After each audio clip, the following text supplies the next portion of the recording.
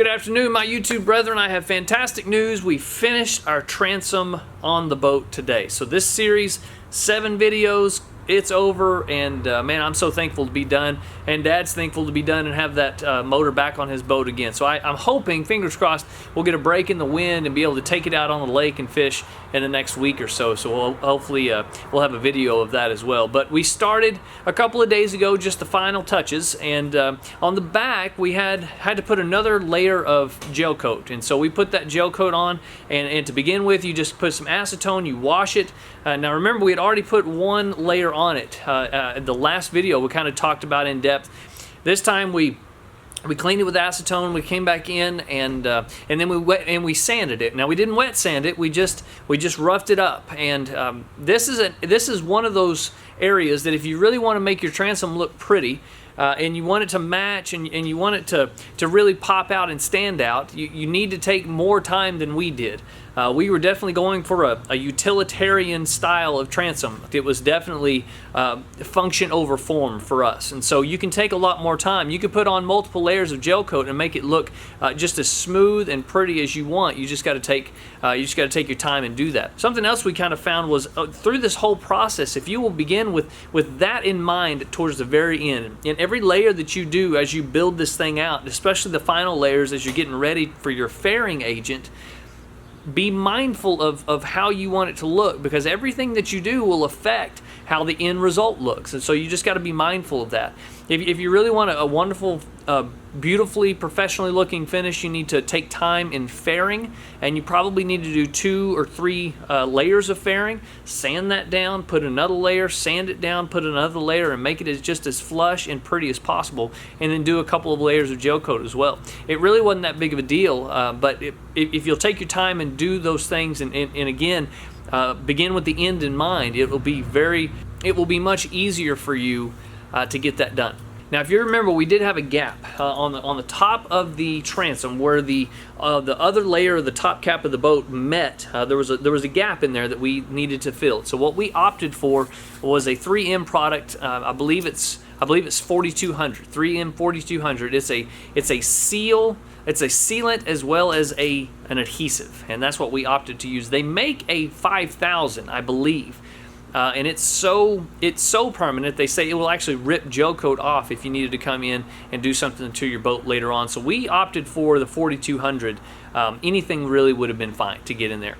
Something else that we discussed as we were doing this, at this point with this kind of composite transom, it doesn't really matter even if you get water in there. Of course you don't want that, but if water gets into it, there's nowhere for it to absorb into, and there's nowhere for it to go. And so if you do get water in some of the holes that you drill, or in the top or something like that, if water does happen to get in there, it's not going to soak in and ruin your transom like it would a wooden one. So just something to consider. One of the more difficult things that we came across was drilling out the holes for the mounting bracket. And so you've got 4 holes on the mounting bracket that you've got to drill out, and then you also have to drill out the holes for the drain plugs on the splash pan. And we didn't know exactly how to do it. Again, we're rank amateurs, and so what we did was we just took a speed square and put it up on the back of the transom, and we just drilled it as square as possible. We lowered the front of the boat all the way to the ground, and that helped with our angles a little bit. And that's what we decided to do. The holes ended up matching up front and back for the most part, so we were pretty happy with the way that came out. So after we got all the holes drilled and mounted everything up, and we screwed it together and we bolted it on, and then we got to put the motor back. And so this is really just a reversal of what we did at the beginning. I'm not going to waste your time with a lot of this, because that's not really the purpose of the videos. We wanted to focus on the transom and not necessarily the engine mounting and all that. There's plenty of videos for you to look. And so we just take the boat motor, and we moved it out, and we lifted it up with our little makeshift lift and put it on the back of the boat, and it was really a lot easier than we thought it was going to be. It seems like everything that we did, it seemed to be easier than we thought it was going to be. It just really wasn't that big of a deal when everything was said and done. When you actually get in there and you start working, it's just not that bad. And then we hooked up everything on the inside. We had a little bit of question about some of the electrical stuff because we didn't take very good pictures whenever we took it all apart, but we did get it back all the way together and started the motor today.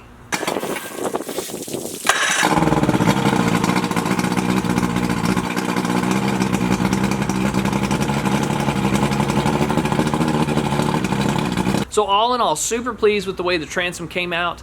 Dad needed it replaced. He was wanting to do it for a long time, and I'm really glad I moved back into the area and was able to go spend time with him and help him get that done. So we're excited about it. And now we got to tackle this ugly yellow boat. So I'm going to be asking him to return the favor every once in a while and coming over and helping me as we do this. So let me recap a couple of things real quick, just as we kind of put an end on this video series. The first thing is, it's not as big of a project, it's not as tedious, it's not as difficult, and it's not as expensive as I thought it was going to be. So all those things, I would be okay going into another project. As a matter of fact, this project of replacing his transom gave me a lot of confidence going into redoing this boat, because I know it's going to be a long process. I know it's difficult. I know there's things that I'm going to have to learn and all of that, but I think we can get it done. And that was the big thing for us. We didn't know exactly if we could shade tree mechanic in the front of his house, and use the back of his pickup instead of nice tables and having a shop and all of that. It was better and easier than we thought it was going to.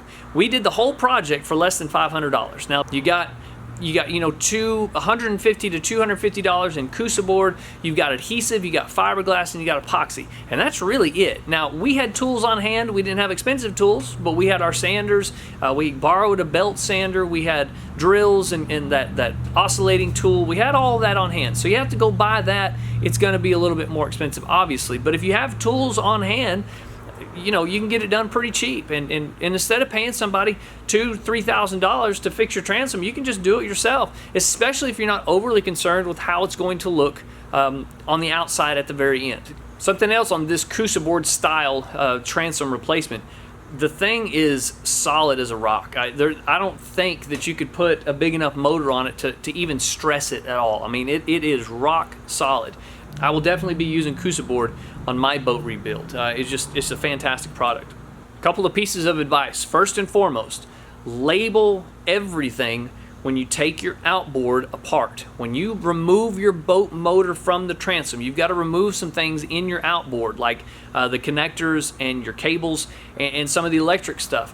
Take pictures and label, and I promise you it will save you an immense amount of time whenever you go to put it all back on. Because even if you have the best conditions, if it's really warm out and you have time to devote for it, this is still going to take you probably at least a week, more like 2 weeks if you let things cure the way they're supposed to. So label everything, be meticulous. And I would, if I could go back and do this, even though we did video, after I edited that video out, there was a lot of it I couldn't find. And so when I do this again, I'm going to be taking pictures of everything. Now, I'm not going to use this motor, so it won't be quite the same thing, but somebody's going to use this motor, and so it'll be handy for them to have those pictures for reference. So take pictures and label your bolts and screws. Everything that you pull out of there, everything that has to come apart, put it in little bags and label it, because if you don't, it will be a disaster trying to find everything and put it back together. Just please trust me on this. We labeled everything fairly well, and we still had problems putting it back together. We still couldn't find some things. We still had some screws that we couldn't figure out where they went, so hopefully that's no issue, but just label everything, and that way you'll know kind of where everything goes, and take pictures. It will help. Well, I can't thank you guys enough for tuning into this series. It looks like it's going to be fairly successful. We've had almost 4,000 views on the first video, and of course people drop off kind of on the first video if they don't like it, or they're going to go a different route, or whatever it happens to be. But I appreciate you guys that have stuck around this long. It's done. It's finished. We're going to take it out on the water this week, and hopefully we don't have any problems with it again, at least the transom. Yellow boat stuff is coming up. I also have a special video that I'm doing. I have found a oxidation product system that has an oxidation remover, a polish, and a wax all in one kit for like 30 bucks, and I absolutely love it. And I'm going to do a video for that. I'm going to try to get that done tomorrow, so stay tuned for that. Fantastic product. I'll probably do a giveaway just because I want somebody to be blessed with it, and as well as draw a little attention to that product, because nobody seems to talk about it in the boat forums, and I think it's a great system, and it's really inexpensive. So I'm going to post that hopefully tomorrow. If not tomorrow, it'll be Saturday or Sunday. Something we're dealing with right now is our wind. It's hot and windy, and it's going to be hot and windy for the next 10 days is what they said. So around 100 degrees, 20 to 25 mile an hour winds every day. really wears on you. So we're dealing with that too. But we'll tackle this yellow boat. We'll do the polish system. I'll get all those things together. Thank you guys for tuning in. God bless y'all. Have a great, safe afternoon, and we will catch you on the next video.